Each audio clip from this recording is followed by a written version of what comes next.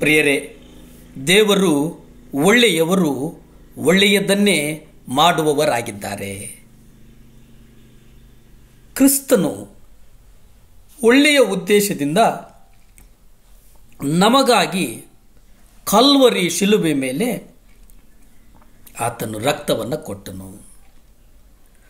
ನಾವು ಒಬ್ಬ ನಂಬಿಕಸ್ಥ ಉಳ್ಳವನಾಗಿ ಒಂದು ನಂಬಿಕಸ್ಥ ಸಾಕ್ಷಿಯಾಗಿರಬೇಕೆಂಬುದನ್ನು ನಾವು ಅರಿಯಬೇಕಾಗಿದೆ. ಪ್ರಿಯರೇ, ಪ್ರಕಟಣೆ 2ನೇ ಅಧ್ಯಾಯ 12-17 ನಾವು ಓದಿಕೊಂಡ್ರೆ ಅಲ್ಲಿ ಪೆಗರ್ಮಾದಲ್ಲಿರುವ ಸಭೆಯ ದೂತನಿಗೆ ಬರೆ, ಹದವಾದ ಹಿಬ್ಬಾಯಿ ಕತ್ತಿಯನ್ನು ಹಿಡಿದಾತನು ಹೇಳುವುದೇನೆಂದರೆ, ನೀನು ವಾಸ ಮಾಡುವ ಸ್ಥಳವನ್ನು ಬಲ್ಲೆನು, ಅದು ಸೈತಾನನ ಸಿಂಹಾಸನವಿರುವ ಸ್ಥಳವಾಗಿದೆ.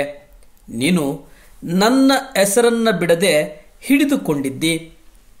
ನೀನು ಇರುವ ಸೈತಾನನ ನಿವಾಸದಲ್ಲಿ ನನಗೆ ನಂಬಿಗಸ್ತನೂ ಸಾಕ್ಷಿಯೂ ಆದ ಅಂತಿಪನನ್ನು ಕೊಲ್ಲಲ್ಪಟ್ಟು ದಿನಗಳಾದರೂ ನೀನು ನನ್ನಲ್ಲಿರುವ ನಂಬಿಕೆಯನ್ನು ಮರೆಮಾಡಲಿಲ್ಲ. ಪ್ರಿಯರೇ, ಇದು ನಂಬಿಕಸ್ಥ ಸಾಕ್ಷಿ. ಒಂದು ನಂಬಿಕಸ್ಥ ಒಂದು ಸಾಕ್ಷಿ ಉಂಟಲ್ಲ, ಅದನ್ನು ನಾವು ಗ್ರಹಿಸಬೇಕಾಗಿದೆ. ಪೆಗರ್ಮ ಪಟ್ಟಣವು ಅದು ಎಂತಹ ನಗರವಾಗಿತ್ತಂದರೆ, ಅದು ಎಷ್ಟರ ಮಟ್ಟಿಗೆ ಕೆಟ್ಟತನವನ್ನು ತುಂಬಿತ್ತು ಎಂಬುದನ್ನು ಅದನ್ನು ನಾವು ಗ್ರಹಿಸುವುದಕ್ಕೆ ಸಾಧ್ಯ ಇಲ್ಲ. ಸೈತಾನನು ಭೂಲೋಕದ ಕೇಂದ್ರ ಸ್ಥಾನವಾಗಿರ್ತಾನೆ. ಈ ಪ್ರಪಂಚವನ್ನು ಆಳ್ವಿಕೆ ಮಾಡುವವನು ಅವನು ಎಂಬುದಾಗಿ 2 ಕೊರಿಂಥದಲ್ಲಿ ನಾವು ನೋಡುತ್ತೇವೆ. ಈ ಪ್ರಪಂಚವನ್ನು ಆಳು ಮಾಡ್ತಾ ಇರೋದು ಅವನು ನಮ್ಮ ಕಣ್ಣುಗಳನ್ನು ಕುರುಡಾಗಿಸಿದ್ದಾನೆ, ನಮ್ಮ ಕಿವಿಗಳನ್ನು ಕುರುಡಾಗಿಸಿದ್ದಾನೆ, ನಮ್ಮ ನಾಲಿಗೆಗಳನ್ನು ಅವನು ಸಡಿಲ ಮಾಡಿದ್ದಾನೆ. ಅಂದರೆ ಇದನ್ನು ನೀವು ಯೋಚನೆ ಮಾಡಿ. ಸೈತಾನನ ಕೇಂದ್ರ ಸ್ಥಾನ ಯಾವುದಪ್ಪ ಅಂತಂದರೆ ಅದು ಭೂಲೋಕ. ಪ್ರಕಟಣೆ 2ನೇ ಅಧ್ಯಾಯ 13 ಇದನ್ನು 2 ಬಾರಿ ಉಲ್ಲೇಖಿಸಲಾಗಿದೆ. ಕರ್ತನು ತನ್ನ ಸಭೆಯನ್ನು ಇದೇ ಪಟ್ಟಣದ ನಡುವೆ ಸ್ಥಾಪಿಸಿದನು. ಕರ್ತನು ಅವರಿಗೆ, ನೀವು ವಾಸಿಸುವ ಸ್ಥಳ ಎಲ್ಲಿದೆ ಎಂದು ನಾನು ಬಲ್ಲೆನು. ಇಲ್ಲಿ ಗಮನಿಸಿದು, ನೀವು ವಾಸ ಮಾಡ್ತಿರಲ್ಲ, ಅದನ್ನು ನಾನು ಬಲ್ಲೆ, ಅದನ್ನು ನಾನು ಅರಿತುಕೊಂಡಿದ್ದೇನೆ.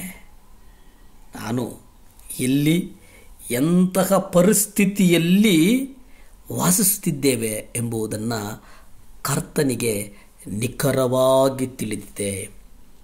ನಿಮಗೆ ಇನ್ನೂ ಸರಳೀಕೃತ ಮಾಡೋದಾದರೆ, ಅರ್ಥವಾಗುವ ರೀತಿಯಲ್ಲಿ ಹೇಳೋದಾದರೆ, ನಾವು ಉಸಿರಾಡ್ತೀವಲ್ಲ, ಉಚ್ಛ್ವಾಸ ನಿಶ್ವಾಸ, ಬ್ರೀತ್ ಇನ್ ಬ್ರೀತ್ ಔಟ್, ಅಂದರೆ ಈ ಉಸಿರಿನ ಧ್ವನಿಯನ್ನು ಕೇಳುವಂಥವನು ಪ್ರಿಯ ಕರ್ತನು. ನಮ್ಮ ಉಸಿರಿನ ಧ್ವನಿಯನ್ನು ಆಲಿಸುವವನು ಪ್ರೀತಿಯ ಕರ್ತನು ಎಂಬುದನ್ನು ನಾವು ಅರಿಯಬೇಕಾಗಿದೆ. ಪ್ರಿಯರೇ, ನಾವು ವಾಸಿಸುವ ಸ್ಥಳದಲ್ಲಿ ಸೈತಾನನ ಕೇಂದ್ರ ಸ್ಥಾನವಿದ್ದರೂ ಸಹ ಕರ್ತನು ನಮ್ಮನ್ನು ಪರಿಶುದ್ಧರು, ನಮ್ಮನ್ನು ಜಯಶಾಲಿಗಳನ್ನಾಗಿ ಕಾಪಾಡುವುದಕ್ಕೆ ಶಕ್ತವಾಗಿದ್ದಾನೆ. ಪ್ರಿಯರೇ, ಪವಿತ್ರಾತ್ಮನ ಕತ್ತಿಯನ್ನು ಬಳಸಿಕೊಂಡು ನಾವು ಕೂಡ ಜಯಶಾಲಿಗಳಾಗಬಹುದು. ಯಾವ ದೀಪಸ್ತಂಭವು ತಾನು ಬೆಳಗುವ ಪರಿಸರವು ತುಂಬ ಕತ್ತಲಾಯಿತು, ಕತ್ತಲೆಯಲ್ಲಿ ಕೂಡಿತ್ತು. ಆದರೆ ಕರ್ತನು ಉಂಟಲ್ಲ, ಆ ಕರ್ತನು ನಮ್ಮನ್ನು ದಿದೀಪ್ಯಮಾನವಾಗಿ ಬೆಳಗಿಸುತ್ತಿದ್ದಾನೆ.